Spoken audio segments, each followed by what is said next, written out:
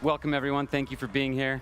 It's such an honor and a privilege to share the stage with these three incredibly noble individuals. Look, I know that for a lot of you, Bitcoin is about number go up. It's about investment. It's about thinking for your family's future, and that's a big part of Bitcoin. But Bitcoin's also about freedom go up, and it's about how a new monetary technology can help liberate people around the world who are stuck in horrible, horrible situations. So I want to start by asking each of my guests to tell you about how money works in their countries or where they came from, and how perhaps in Asia or Africa or the Middle East, money works differently than how it might work here.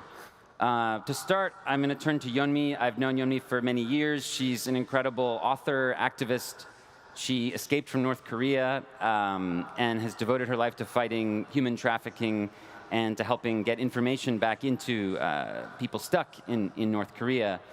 So Yeon-mi, why don't you start by telling us just a little bit about this black hole of information that you grew up in and what it was like before you escaped. So thank you so much. Hi, everyone. Good afternoon. Thank you. Hi. I know, I'm so grateful to talk about Bitcoin and also freedom. I mean, without freedom, why do we even need money, right? So it's a unique opportunity to talk about with Bitcoin and freedom. As you can see this satellite photo of my country, do you see that there's a black hole in between South Korea and China? That's where I was born. I was born in a complete darkness.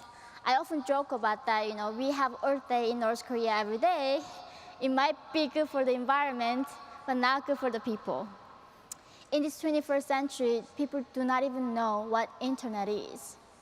Growing up in North Korea, I still remember when I was young, the government was telling people that you should deposit money in the bank.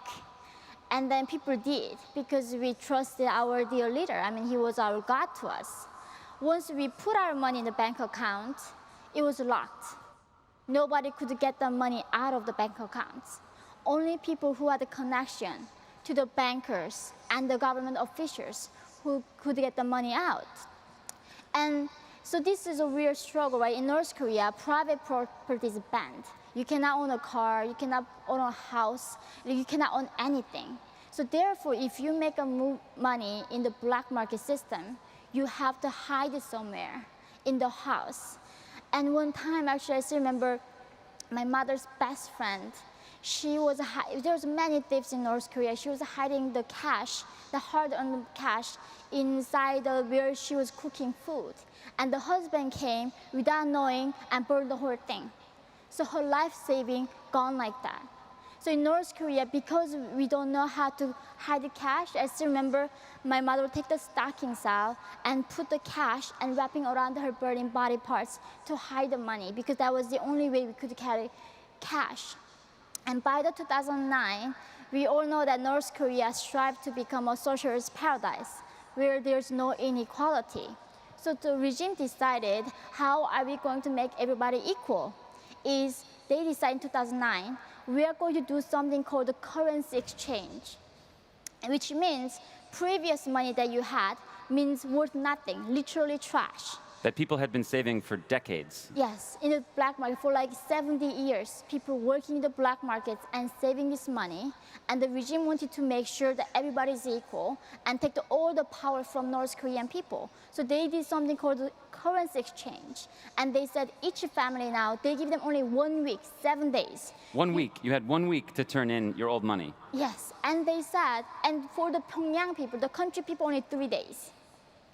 Each family can only get new cash that was worth of buying 2 kilograms of rice. So if you're a billionaire, millionaire, your money meant nothing the next day.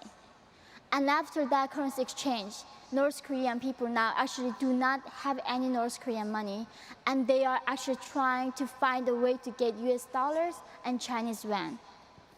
So the regime found a very cruel way to try to make everyone equal. And this is just a theme that was in these songs that they made you memorize and talk about when you were a child, this paradise that you were in where everyone was equal. In reality, it's sort of like the Animal Farm. Some were more equal than others. And what she just described to you in 2009 is known as demonetization. So Yeah. cash can help people, and it does help people around the world. A lot of people save around the world, especially in dollars, in their under their mattress or somewhere in their house. But there's a very cruel way that the government can even take that from you, and that's, again, called demonetization, where they say, oh, all that money, that's no longer worth anything anymore. And as you're just telling us, they only gave people a week or even a few days, depending on which caste system you were in. In North Korea, people are geographically separated in castes, depending on the loyalty of your family during the Korean War. And they basically said you only have a certain amount of time to turn that in, and then in exchange you'll get this new money, but you can only get a certain amount. So, I mean, we don't often hear about finance and economics and money in the human rights discussions. You know, I worked on North Korea issues for years and years and years and years and never heard about this or learned about this until I started asking questions about Bitcoin and money. And in that vein, when you were growing up, did they teach you about money in school? No, I mean, the word in North Korea, profit, is banned. The word profit is banned.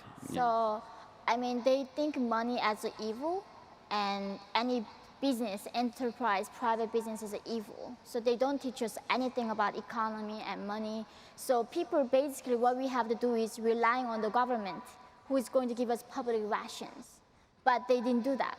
So our only choice was dying from starvation, and that's how I escaped from North Korea. I was 13 years old. Can you talk a little bit about the role that money played in your escape at all, and maybe how it was a limiting factor, or how you wish you had a different kind of money? Take us through that a little bit.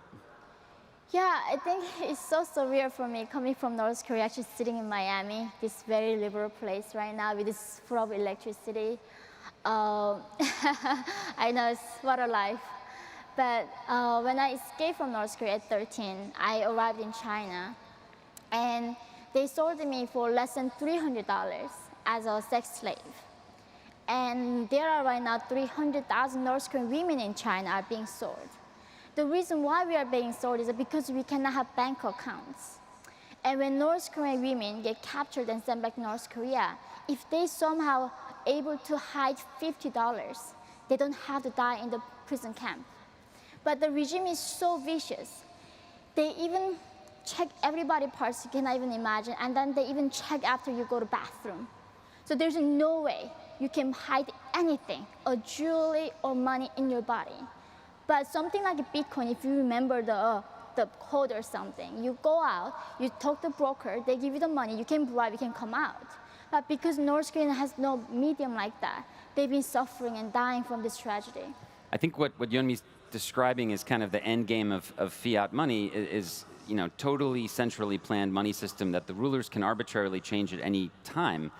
And that's what the North Korean people have had to endure.